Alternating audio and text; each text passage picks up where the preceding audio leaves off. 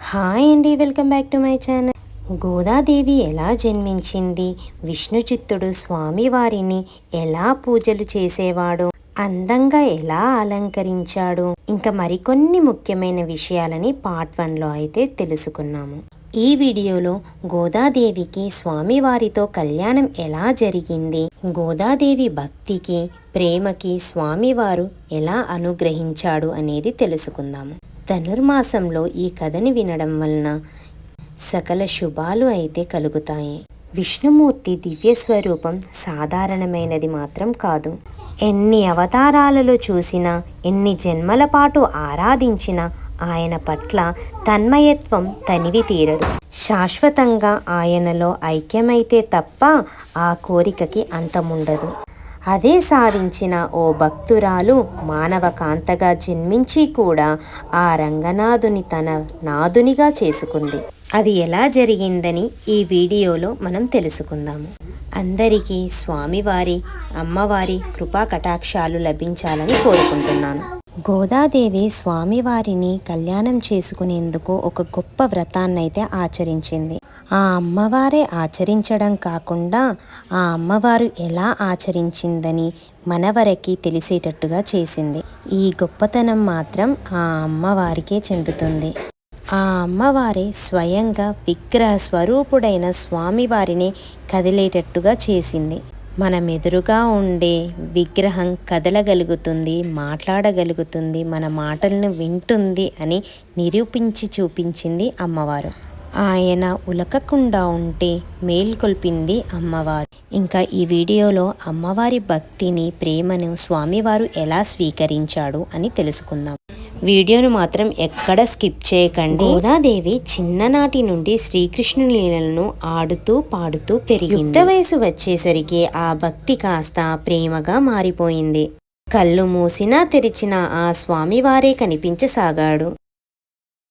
తన చుట్టూ ఉన్న స్నేహితురాళ్ళంతా ఒకప్పటి గోపికలని, తానుండే విల్లిపుత్తూరు ఒకనాటి గోకులమని భావించసాగింది. తన తండ్రి విష్ణు చిత్తుడు రోజు భగవంతుని కోసం రూపొందించే మాలలను ముందు తానే ధరించి తనలో ఆ కృష్ణుణ్ణి చూసుకొని మురిసిపోయేది.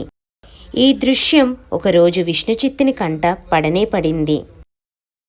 తన కూతురు చేసిన పని వల్ల ఇన్నాళ్ళు ఆ దేవదేవుని పట్ల అపచారం జరిగిందని బాధపడ్డాడు. కానీ ఆ రోజు కృష్ణుడు అతనికి కలలో కనిపించి గోదాదేవి సాక్షాత్తు భూదేవి అవతారమేనని, ఆమె వేసుకున్న మాలలను ధరించడం వలన తనకు అపచారం కాదు కదా, ఆనందం కలుగుతుందని తెలియజేశాడు. ఇలాంటి సంఘటనలన్నీ చూసి గోదాదేవి మనసులో కృష్ణునిపై మరింత ప్రేమను పెంచాయి. తనకు పెళ్ళంటూ జరిగితే ఆయనతోనే జరగాలని అనుకుంది. అందుకోసం ఒకప్పుడు గోపికలు చేసిన కాత్యాయని వ్రతాన్ని మొదలుపెట్టింది. ఈ వ్రతం చేయాలంటే ఆహారానికి, అలంకారానికి సంబంధించిన చాలా కఠినమైన నియమాలని పాటించాల్సి ఉంటుంది. అలా గోదాదేవి తాను వ్రతాన్ని పాటించడమే కాకుండా తన చెలికత్తెలను కూడా ప్రోత్సహించింది. తన స్నేహితురాళ్లను మేలుకొలిపేందుకు, వారికి వ్రత విధానాలు తెలియజేసేందుకు, తనలో కృష్ణ భక్తిని వెల్లడించేందుకు 30 పాశురాలను పాడింది గోదాదేవి. అవే ధనుర్మాసంలో ప్రతి వైష్ణవ భక్తుని ఇంట్లోనూ వినిపించే తిరుప్పావై.